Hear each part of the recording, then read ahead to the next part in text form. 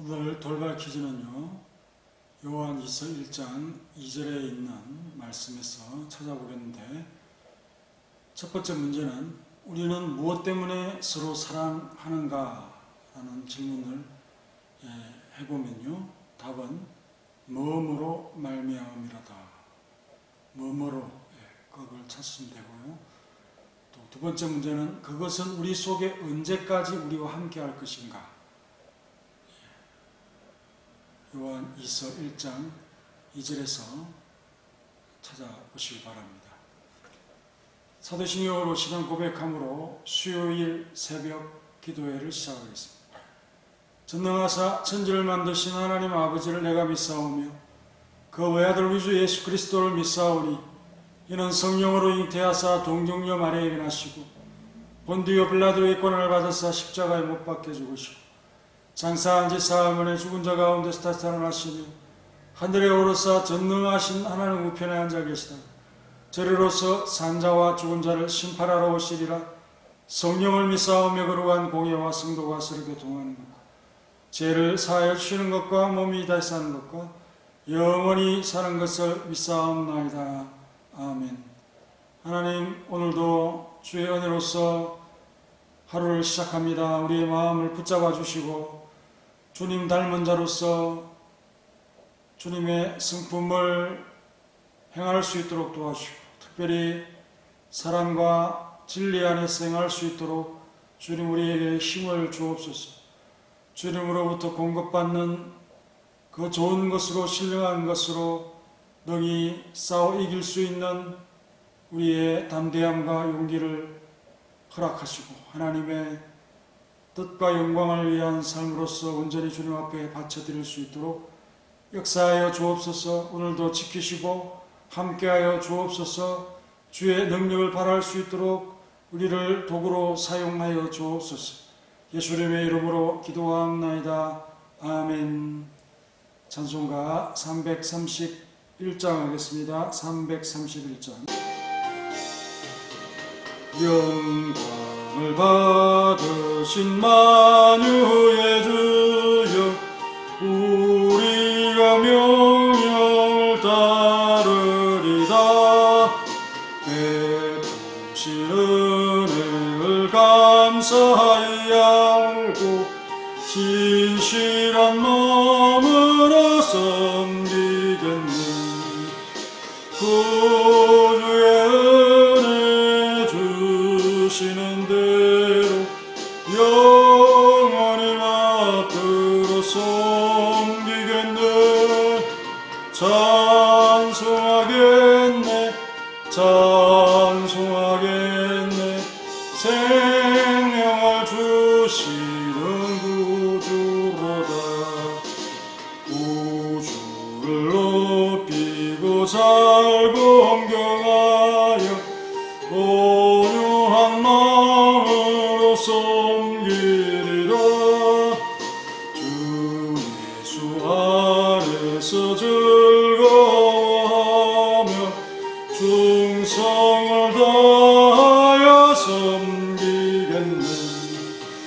구주의 은혜 주시는 대로 영원히 받들어 섬기겠네. 찬송하겠네, 찬송하겠네. 생명을 주시는 구주로다.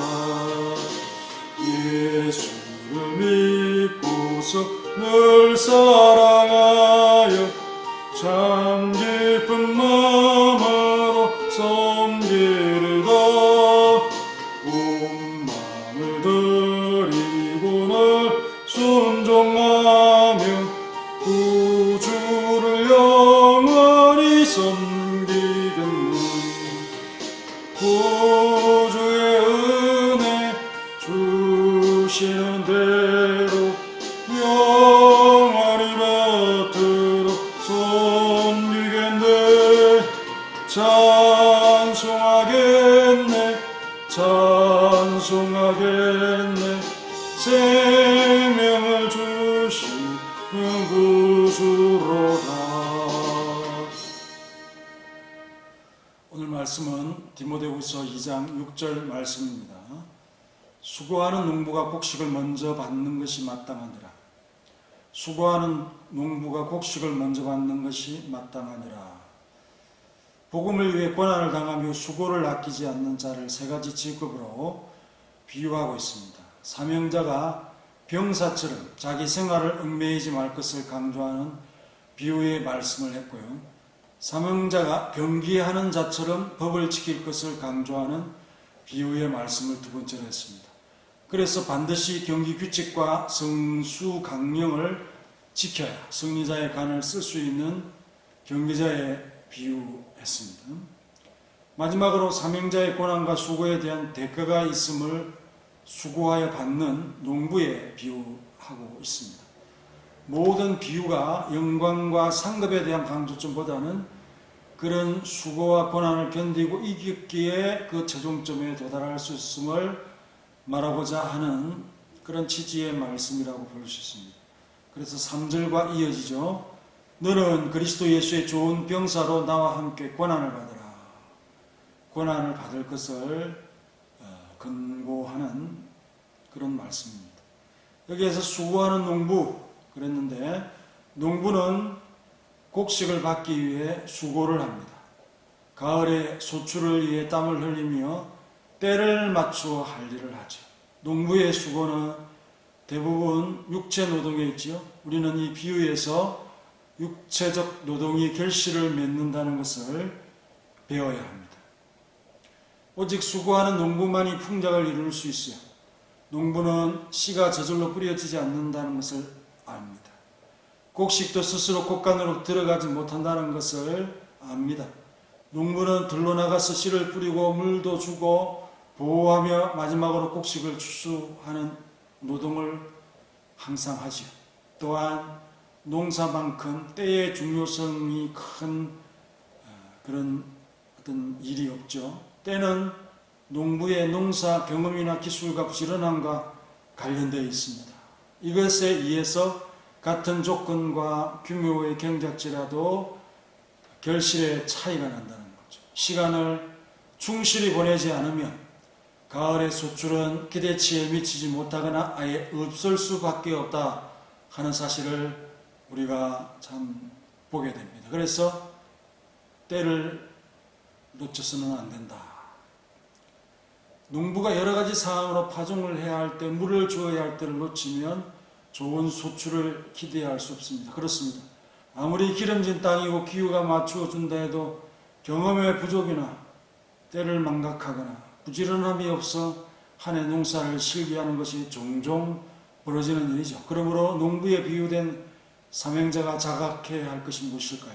주의 일을 위한 삶의 결과가 우리의 부족으로 영향 미치지 않도록 주의해야 한다는 것입니다. 바울은 이어 수고의 결과를 말함으로써 그 수고를 위로하고 격려하고 있습니다. 곡식을 먼저 받는 것이 마땅하니라 했습니다. 반드시 그렇게 되어진다는 거죠. 수고의 대가가 반드시 있다는 것을 깨닫게 해주는 말씀입니다.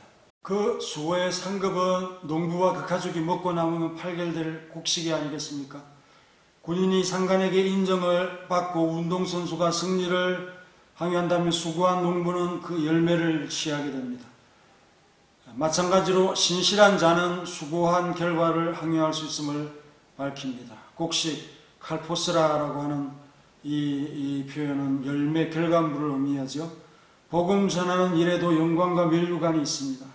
바울은 한 차원 높게 성도를 상급과 자랑이라고 여겼지요. 빌립보서 4장 1절에 나의 사랑하고 사모하는 형제들이 나의 기쁨이며 면류관이라고 했습니다. 그리고 데살로니가 전서 2장 19절에는 우리의 소망이나 기쁨이나 자랑의 면류관이 무엇이냐? 그가 강림하실 때 우리 주 예수 앞에 너희가 아니냐라고 하면서 그 결실을 참으로 기뻐하는, 또 면류관으로 여기고 영광으로 여기는 그러한 자세를 참 취하면서 복음을 전하여 또 구원의 확신을 깨달은 성도들이 열매요 자랑임을 밝히고 있습니다. 예수님도 자신의 생명을 들여 구원한 자기 백성을 아버지께 바칠 때에 가장 큰 보람과 영광으로 여길 것이다 라고 생각이 듭니다. 구원자는 구원한 자들과 함께 서 있을 때 가장 돋보이게 되죠. 그리고 승리자도 모든 것을 이겨내고 그 자리에 서서 칭송을 받는 그 자리 자체가 어느 상보다도 더 참 기분이 좋고 명예로운 자리가 아닌가 싶습니다. 야고보서 1장 12절에 보면 시험을 참는 자는 복이 있나니 이는 시련을 견디어낸 자가 주께서 자기를 사랑하는 자들에게 약속하신 생명의 면류관을 얻을 것이기 때문이라. 왜 시험을 참는 자가 복이 있느냐? 왜 시련을 견디는 자가 복이 있느냐? 생명의 면류관을 얻을 수 있기 때문이다 라고 말하고 있습니다. 바울은 농부가 받는 곡식에 한 가지 표현을 더하고 있죠. 수고한 농부가 곡식을 먼저 받는 것이 합당함을 말하고 있습니다. 수고하는 자는 수고의 산물과 그것과 관계된 명예와 영광과 또 주목을 받게 됩니다. 그것에 대한 우선권이 있으며 곡식, 열매를 먼저 선택할 수 있는 권리를 하나님께서 부여하시죠. 농부의 우선 취득한 곡식, 열매는 그것에 참여한 직접적인 수고의 대가인 것입니다. 이렇게 대우함으로 그 때문에 더욱 수고할 수 있는 것이죠. 신실한 자들은 그 결과들을 이 땅에서 즉각적으로 받지 못할 수도 있습니다. 우리가 곡식을 얻을 때는 1년이면 족하지만 신실한 자들의 결과는 평생을 가서 이 땅에서 못 받을 수도 있습니다. 그러나 낙심하지 않고 그리스도께서 영원한 상을로 우리에게 반드시 보상해 주실 것이다 하는 사실을 믿고 낙심하지 말아야 한다는 말씀을 드리고 싶은 것입니다. 농부는 곡식을 받기 전에 수고하지 않으면 안 됩니다. 수고한다라고 하는 이 서술적인 표현도 수고함이라고 하는 용법으로 사용하는 것이 흔하죠. 그래서 이 자체로서 농부들이 파종과 기타 다른 경작 활동을 열심히 하기 전에는 열매를 거두지 못한다고 하는 이 사실이 이 표현 속에 함축되어 있다 하는 사실을 결코 잊지 않는 우리가 됩시다. 따라서 농부들이 잠시 후에 열매를 얻기 위해서 일에서 물러서지 않고 땀을 흘리며 참을성 있게 추수를 기다리는, 그래서 큰 보상과 약속을 받는다 하는 이 사실에 있어서의 참 수고함이라고 하는, 이것에 참 그리스도인들도 그 마음을 복음을 전하면서 가지는 여러 가지 수고함에 우리가 담을 수 있는 우리가 되고, 또 그런 보상을 기다리는 농부들도 참을성 있게 기다리는데 그리스도께서 명하신 일들에 대한 수고를 우리가 거부한다면 얼마나 이것이 어리석고 어처구니 없는 일인가 하는 사실을 깨닫는 귀한 말씀이 되시기를 간절히 바랍니다. 다 같이 함께 기도하겠습니다. 수고하는 농부가 곡식을 먼저 받는 것이 마땅하다라고 하는 이 말씀을 통하여서 복음을 전하는 자로서 살아가는 우리 성도들이 수고함으로 그 열매를 먼저 받는 마땅함에 반드시 그렇게 되어짐에 대한 확신과 믿음을 가지고 복음을 위해 또 주님을 위해 일하다가 그 수고로움과 고난과 박해를 받는 이것을 명예와 영광으로 생각하면서 미래에 누릴, 또 미래에 받을 그 상급을 확신하면서 살아갈 수 있는 모두가 될 수 있도록 도와주시옵소서.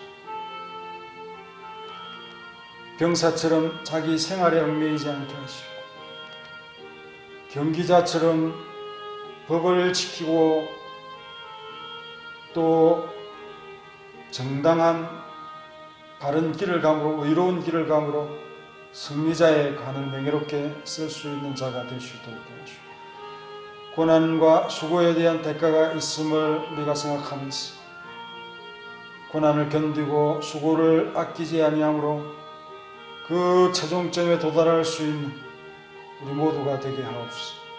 주님을 위해서 고난을 당하는 것, 주님을 위해서 땀을 흘리는 것, 다 모두가 참으로 우리에게 일을 맡기시는 주님의 그 영광스러운 명령을 사모하는 자로서 우리가 그 말씀을 잘 받들 수 있는 우리 모두가 되게 도와주시옵소서. 수고하지 않으면 농작물을 많이 얻을 수 없을 그런 것처럼 주님께서 명하신 일에 우리가 수고하지 않음으로써 열매와 결실을 충분히 얻지 못하는 불충한 종들이 되지 않도록 도와주시옵소서. 또 일해야 될 때를 놓치면 소출은 그만큼 줄어듭니다. 해야 될 일을 늦추거나 망각하거나 또 알지 못해서 주님의 때를 실기하는 자가 되지 않도록 도와주시옵소서. 정말 신실한 삶을 통해서 수고한 결과를 받을 수 있는 우리 모두가 되게 도와주시옵소서. 바울이 복음을 전하는 대상들을 보면서 기뻐하고 그것을 면류관으로 여기고 자랑으로 여긴 것처럼 이 복음 전하는 사명과 그로 인해서 결실 맺히는 그것을 참 바라보면서 나의 기쁨이 되고 소망이 될 수 있는 성숙한 한참 높은 성도가 될 수 있도록 도와주시옵소서. 수고했기에 먼저 가질 수 있는 권한을 가지게 되는 것을 우리가 참 생각하면서 우리에게 영원한 상으로서 다른 어떤 자들보다 그 수고의 대가에 먼저 다가갈 수 있도록 은혜를 베풀어 주심을 사모할 수 있도록 도와주시오. 우리가 애씀과 수고가 있기 때문에 받는 하나님의 참 은혜를 우리가 기뻐하고 즐거워할 수 있도록 도와주시오. 이렇게 큰 보상의 약속이 있는 그리스도의 명령이 또 신령한 것에 대한 우리의 마음이 세속적인 것을 사랑하고 달려가는 그들보다 못하면 안 된다, 거부하면 안 된다 하는 마음으로서 우리 자신들을 일으킬 수 있도록 역사하여 주옵소서. 우리 사랑하는 성문학교의 성도 모두가 복음과 교회를 위해서 힘있게 일어날 수 있도록 역사하여 주옵소서. 예수님의 이름으로 기도합니다. 아멘.